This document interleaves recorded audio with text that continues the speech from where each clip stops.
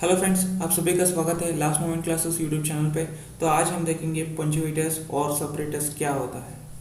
तो फ्रेंड्स, ये पंक्चुएटर्स और सेपरेटर्स एक कॉन्सेप्ट जावा टोकन्स का है। और जावा टोकन्स के अंदर ये जावा टोकन्स क्या होते हैं और उसके अंदर जो कॉन्सेप्ट्स आते हैं, कीवर्ड्स, आइडेंटिफायर, लिटरल्स, पंक्चुएटर्स और सेपरेटर्स, ऑपरेटर्स, इनमें से हमने कीवर्ड्स, आइडेंटिफायर्स, लिटरल्स यानी कि कॉन्स्टेंट्स ये तीनों देखे हुए हैं। अब बारी आती है पंक्चुएटर्स और सेपरेटर्स।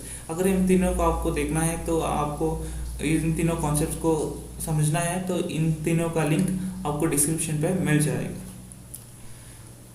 तो आज हम देखेंगे पंक्चुएटर्स और सेपरेटर्स क्या होते हैं और इनके कैरेक्टर्स क्या होते हैं। ये सब कुछ आज हम इसी वीडियो में खत्म कर देंगे। तो पंक्चुएटर्स और सेपरेटर्स दोनों एक ही हैं। ये क्या है? ये साइन है जो कि एक स्पेशल कैरेक्टर्स है जो कि जावा के अंदर यूज़ किए जाते हैं। ये स्पेशल साइंस है या फिर सिंबल्स है जो कि आप कह सकते हो, जो कि जावा के अंदर, जावा प्रोग्रामिंग के लैंग्वेज के अंदर यूज़ किए जाते हैं, जैसे कि brackets, braces, parenthesis, comma, asterisk, semicolon, colon and equal to sign. तो इनके बारे में थोड़ा सा डिटेल में जान लेते हैं।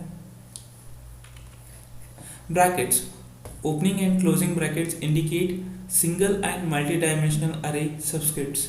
यानी कि ये ब्रैकेट्स हम कहाँ यूज़ करते हैं? प्रोग्रामिंग लैंग्वेज के अंदर हम अरे के अंदर यूज़ करते हैं। जब अरे का साइज देना होता है तब हम यूज़ करते हैं। फॉर एग्जांपल के लिए, अगर सिंगल डायमेंशनल अरे जब हम यूज़ करते हैं तब हम समझ लीजिए एक अरे का नाम है और उसका साइज है 10, और इस साइज को हम कहाँ पे रखते हैं? ब्रैकेट्स के अंदर। ठीक है। एक और जब हम मल्टी डायमेंशनल अरे को डिक्लेयर करते हैं तब हम क्या करते हैं? ये अरे का नाम है और ये साइज क्या है? 3x3, यानी 3 रोज 3 कॉलम्स। और ये रोज एंड कॉलम्स कहाँ, किसके अंदर डालते हैं? ब्रैकेट्स के अंदर। ठीक है। इस तरह ये ब्रैकेट्स मोस्टली अरे के अंदर हम यूज़ करते हैं। ठीक है। जब हम अरे कॉन्सेप्ट पढ़ेंगे तब आपको समझ आ जाएगा। अभी आपको ये सब कुछ मैं रेफरेंस के लिए बता रहा हूँ, एक आइडिया के लिए बता रहा हूँ, ये कब और कहाँ यूज़ किया जाता है और इन ब्रैकेट्स का डेफिनेशन क्या है। ठीक है, मतलब इन सिम्बॉल्स का डेफिनेशन क्या है। ओके। ब्रेसेस सेकंड है, सेकंड कैरेक्टरिस्टिक या फिर सिंबल है। Opening and closing braces indicate the start and end of compound statement, block of code containing more than one executable statements। Okay, मैंने यहाँ पर डबल लिखा, block of code containing more than one executable statements. ये थोड़ा सा मैंने ये निकाल दीजिएगा, मोर देन वन एग्जीक्यूटेबल, क्योंकि block of code containing more than one executable statements. ठीक है। क्योंकि इसका मतलब क्या है? ब्रेसेस हम कहाँ पे यूज़ करते हैं? बेसिकली जब हम इफ़ कंडीशन लिखते हैं तब हम इफ़ कंडीशन है और उसके अंदर ये जो भी बंच ऑफ स्टेटमेंट्स है, ब्लॉक ऑफ स्टेटमेंट्स है, मल्टीपल स्टेटमेंट्स है, उसको हम लिखते हैं। या फिर मल्टीपल कंडीशन होता है, इफ़ एल्स कंडीशन होता है, तब हम उसमें भी हम ब्रेसेस का यूज़ करते हैं। ठीक है। और उसके अंदर स्टेटमेंट्स लिखते हैं तो इसके अंदर भी ब्रेसेस आता है। तो जब भी हम वाइल लूप यूज़ करते हैं तब हम ब्रेसेस यूज़ करते हैं। ये सब कुछ आप जब हम स्टेटमेंट्स सीखेंगे, if statement, while loop statement, तब आपको समझ आ जाएगा। ठीक है। अभी एक रेफरेंस के लिए पकड़ लीजिएगा, ब्रेसेस हम कहाँ यूज़ करते हैं? इफ स्टेटमेंट्स में और वाइल लूप स्टेटमेंट्स में। वाइल लूप स्टेटमेंट्स के अंदर हम ब्रेसेस को यूज़ करते हैं। और parenthesis, opening and closing parenthesis indicates function calls and function parameters. ठीक है। जब भी हम जावा प्रोग्राम के अंदर मेन मेथड लिखते हैं तब हम पैरेंथेसिस तो यूज़ करते ही हैं।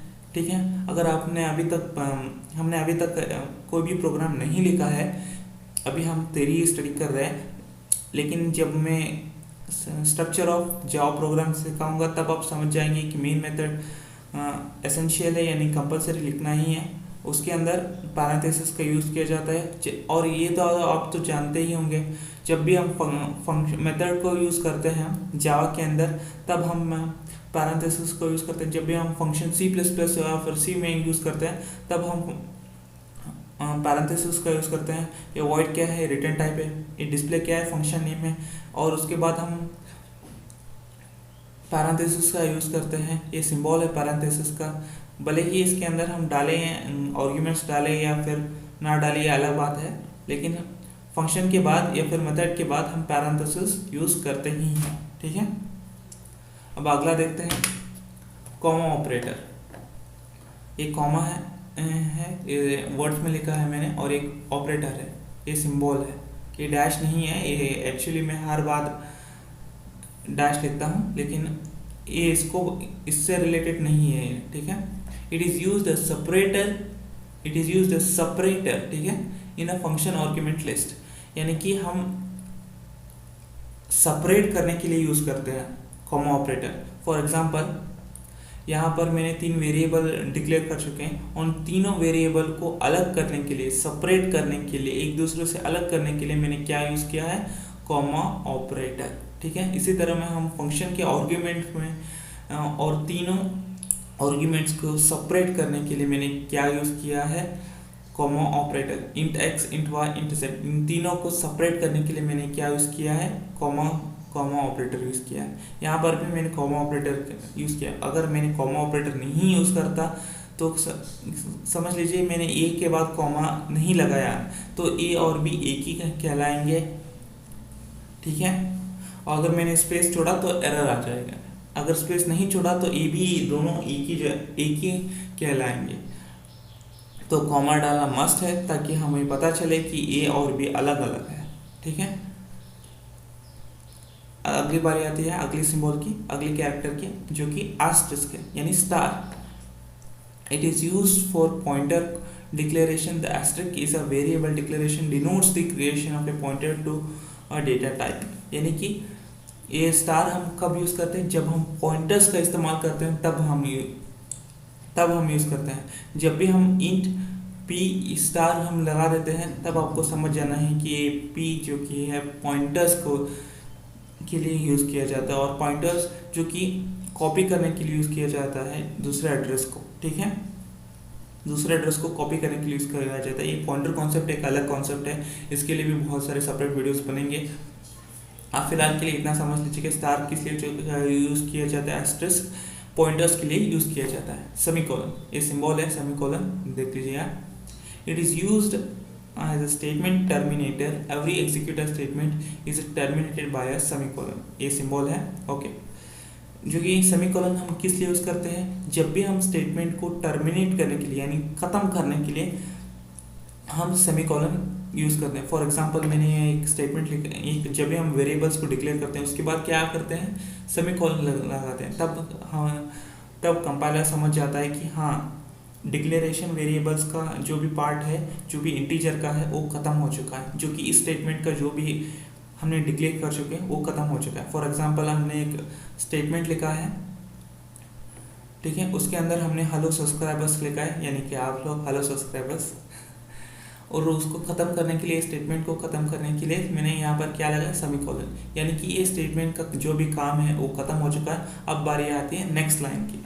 यहाँ पर भी आपने देखा होगा कि मैंने सेमीकोलन लिखा है, यहाँ पर भी देखा होगा आप मैंने सेमीकोलन लिखा है, यानी कि इसके बाद नेक्स्ट लाइन हमें जाना है, इसीलिए हम सेमीकोलन लिखते हैं। इसी को कहते हैं टर्मिनेट, यानी कि जब हम सेमीकोलन लिख लेते हैं एंड पे, तब ये जो भी स्टेटमेंट का काम है वो ख़त्म हो चुका है। अब बारी आती है नेक्स्ट स्टेटमेंट की, ठीक है, उसी को कहते हैं टर्मिनेट करना। आपको पता चल गया होगा सेमीकोलन का यूज़ कैसे किया जाता है। अब बारी आती है कॉलन की। इट इंडिकेट्स लेबल स्टेटमेंट्स, यानी कि एक कॉलम का कहाँ पर यूज़ किया जाता है, स्विच केस के अंदर। ठीक है, कॉलम कहाँ पर यूज़ किया जाता है, स्विच केस के अंदर। और यहाँ पर मैंने, जब भी हम केस लिखते हैं, स्विच हम किस लिए यूज़ करते हैं, किसी भी परफॉर्म करने के लिए, किसी भी टास्क को परफॉर्म करने के लिए यूज़र के चॉइस के अकॉर्डिंग तब हम स्विच केस यूज़ करते हैं। ठीक है, और केस क्या है, केस एक वैल्यू को चेक करने के लिए, जो भी हम पास किए होते हैं वैल्यू को, उसको चेक करने के लिए हम केस को यूज़ करते हैं। जब कोई भी केस एग्जीक्यूट नहीं होता स्विच केस के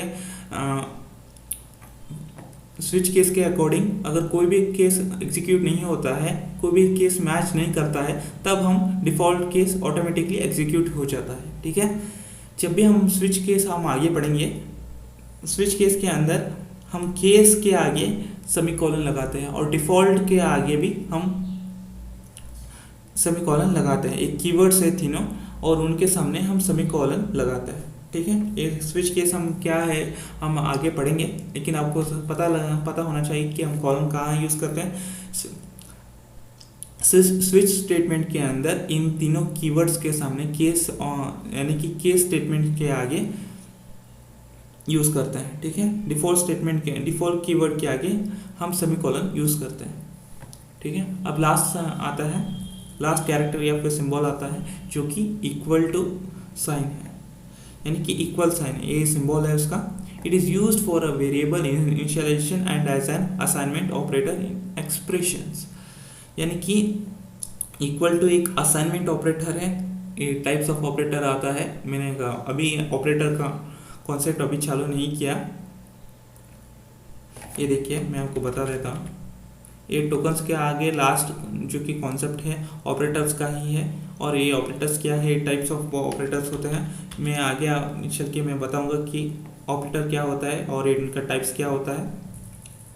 सो ये इक्वल टू साइन किस लिए यूज़ किया जाता है, वैल्यू को असाइन किया जाता है वेरिएबल के अंदर। यानी कि फॉर एग्जांपल के लिए मैंने यहाँ पर कुछ लिखा है, इंट एक डेटा टाइप है, ए क्या है एक वेरिएबल है, इक्वल क्या है एक ऑपरेटर है। कौन सा ऑपरेटर है, असाइनमेंट ऑपरेटर है। Assignment operator types of operator के अंदर बहुत सारे टाइप्स होते हैं, उनमें से एक असाइनमेंट ऑपरेटर है। ठीक है, उसके अंदर एक कैरेक्टर है, ये फिर एक सिंबल है जो कि इक्वल टू है, और उसके बाद मैंने 10 एक वैल्यू है, उसके बाद सेमीकोलन लगा दिया। ठीक है, ये रिप्रेजेंट करता है 10 वैल्यू को ए के अंदर डालना। अभी ये क्या होल्ड करता है, 10 वैल्यू को होल्ड करता है। ठीक है, सो 10 वैल्यू ए के अंदर हम डाल रहे हैं, ए असाइन करता है। ठीक है, सो ए के अंदर हम 10 वैल्यू को असाइन कर रहे हैं, इसी को कहते हैं असाइनमेंट ऑपरेटर। सो इनिशियलाइजेशन यही होता है कि इक्वल टू हम कब यूज़ करते हैं, वैल्यू को असाइन करने के लिए। ठीक है, 10 वैल्यू है और ए के अंदर हम असाइन कर रहे हैं। तो आपको सब कुछ समझ आ चुका होगा ये सारे कैरेक्टरिस्टिक्स या फिर सिम्बल्स, पंक्चुएटर्स और सेपरेटर्स के अंदर जो कि हम यूज़ करते हैं। तो अब लास्ट कॉन्सेप्ट बचा है जो कि ऑपरेटर्स, जो कि इसे भी हम पढ़ लेंगे, और इन सारे के सारे टॉपिक्स या फिर कॉन्सेप्ट्स का डिस्क्रिप्शन कॉन्सेप्ट्स का जो कि वीडियोस है उनको आप डिस्क्रिप्शन में लिंक अवेलेबल है, आप जाके चेक कर सकते हैं। इस वीडियो में इतना ही था। अगर वीडियो को पसंद आया, आपको समझ आए तो ठीक है, आपको लाइक करना है, सब्सक्राइब करना है और बेल आइकन को भी दबाना है। अगर अब कुछ भी समझ नहीं आया तो कमेंट सेक्शन आप ही के लिए खोला है, तो कमेंट कर दीजिएगा, मैं आपको समझा दूँगा। टिल देन अगले वीडियो पे मिल देंगे। Till then take care, bye bye.